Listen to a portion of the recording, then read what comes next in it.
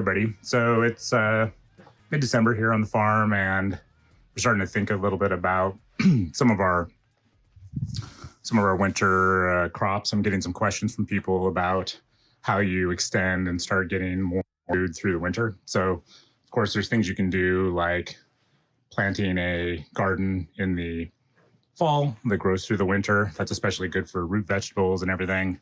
But what you'll find if you're in somewhere like we are, if you plant things like lettuce, kale, etc., and even if it's still alive and growing a little bit through the winter, it'll get battered up pretty bad. The other challenge we have here is between it being cool and fairly dark. We're up in Washington State, so we're only getting a little over 8 hours of sunlight right now in December. We're about to hit the shortest day of the year. And even though 8 hours doesn't sound too bad, that's all the sunlight. So starting early in the morning all the way till the sun goes down, and the whole time it's really low in the sky, often really cloudy days like it is now.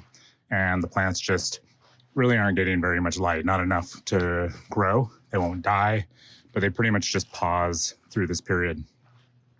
So what we're going to be doing is looking at a technique. We're going to take some of these plants inside the high tunnel and have them grow from there.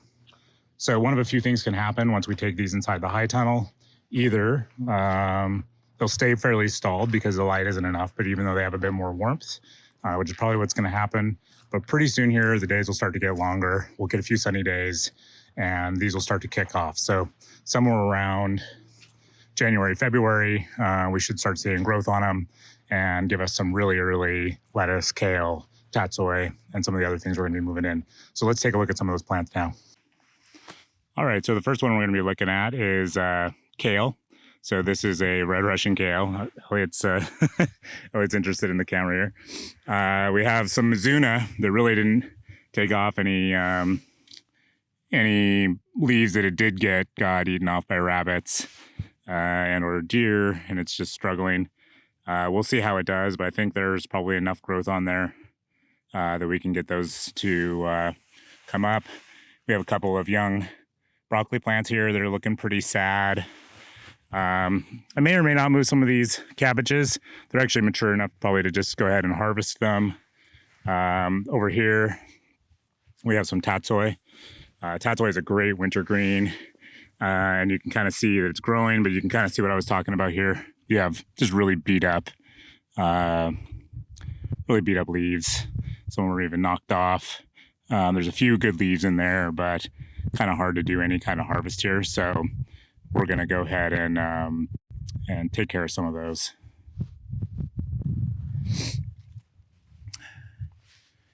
Here's some carrots. We'll leave those. Got some leeks. But over here, so I was going to go to, we have some lettuce. Again, these lettuces are just looking pretty rough here. Looks like we actually have some, they're probably even rotting just from getting beat up. One over here, it's like it's totally been snipped off. So I think we can salvage some of this lettuce. So this little guy's looking a little worse for wear. As a fennel, we might try moving that. I'm not sure how that'll do, but worth a shot. Interestingly, what's actually doing pretty well out here is the cress. Nothing's really going after it. Probably that spicy flavor is keeping it safe. But we'll probably take a look at maybe moving that into just keep it from getting battered up as much.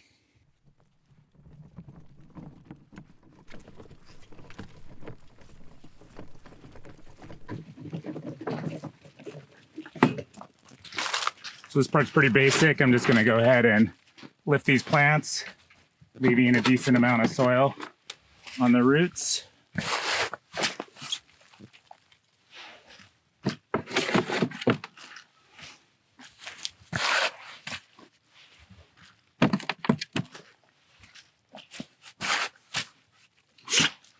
Forgot to mention this one before. This is a broccoli. We planted a little too late. So we'll grab that. There might be another. Under here. Yeah, one right there.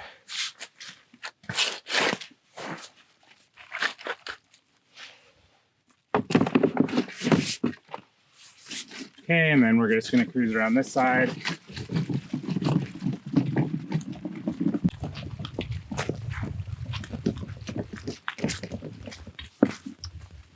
All right, we got lettuce.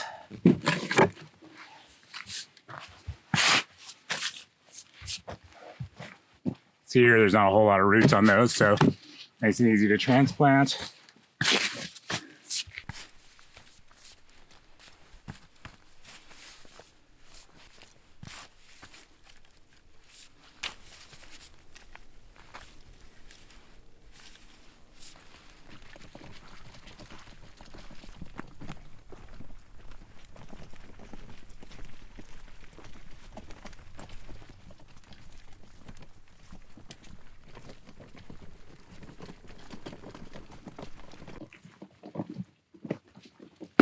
All right, so now that we're here at the tunnel, we can figure out where we want to put it. I'm going to go ahead and put it here in this first row. We already have some dills and things that were coming in that I'm just leaving. We'll take those out in the spring. We're ready to put in tomatoes and whatnot, but this will be kind of where I'll put these plants. So usually what I like to do, start with some, and I'm just going to go ahead and just kind of space these in where I want them. Some of these are looking, maybe this one maybe is looking a little kind of rotten, so I'm going to just dump that. And it looks like we have 2 healthy plants here, so I'll go ahead and separate those out right now. And I'm going to plant all these about a foot apart from each other down this row.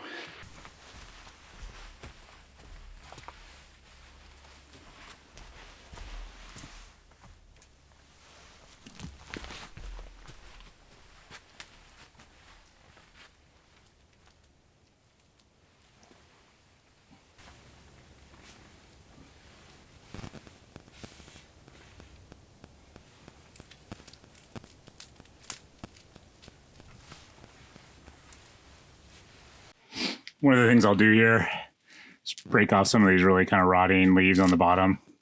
That'll just help make sure it doesn't rot. Here you can actually see we got little slugs, all our winter favorites.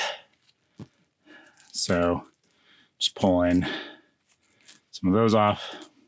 It's not going to need them. Let it focus that energy on new nice leaves. Now I'm going to go ahead and just do the same with this one.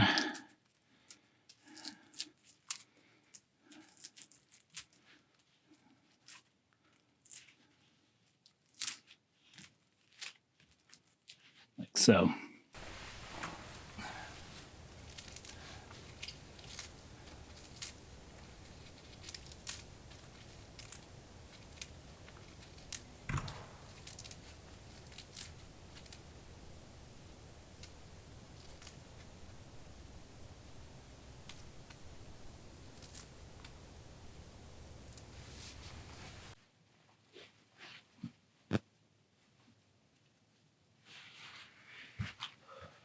All right, now we're gonna get these in the ground.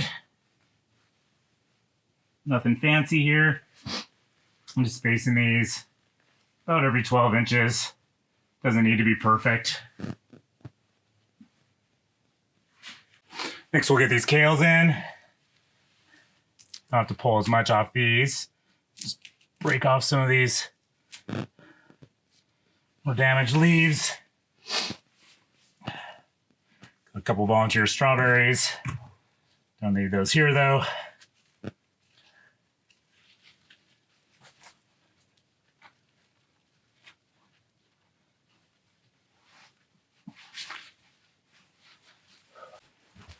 Now, you don't need to be overly fussy about getting these guys in the ground. I'm probably actually being more fussy than you need.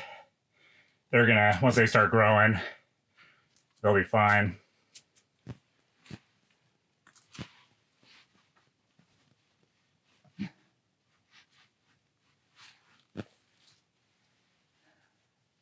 And our broccolis.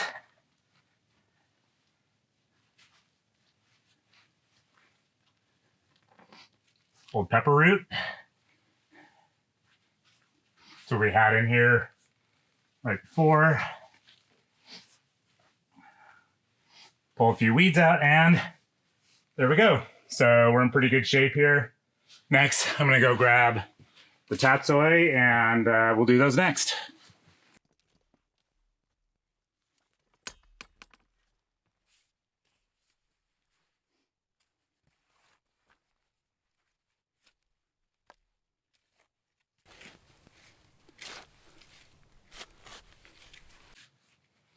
This is what you can see here. So I'm just going ahead to tease these apart while I've got them like this. Young plants like this are pretty rugged. Generally, I mean, there's certain plants that are a little more sensitive. Generally, you don't have to worry too much about them. These needed to get thinned anyway. As long as you're not breaking the top away from the primary root ball, you're good. Every now and then, you'll snap one, just discard it.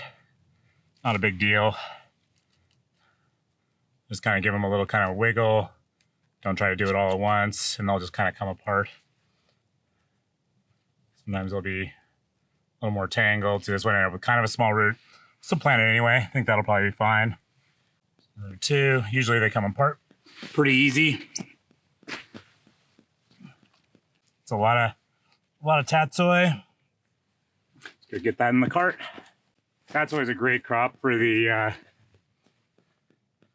spring. Grows really fast. Will grow in really cold weather. Lots of nutrients. Gives you that nice crunchy summer vegetable flavor. So it's a great one to go with. All right, so here we are back in the tunnel. We're going to take that tatsoi, put it in this remaining area. You might see me change my spacing a little bit to work around a few of these dills. These are dills that are grown for the flower heads, so you can use those in pickling or dress up food with them. So not so much a dill for its foliage, although it does get some foliage. That one's called bouquet. And we'll just kind of do the same thing here with the tatsoi. We can put this quite a bit closer together.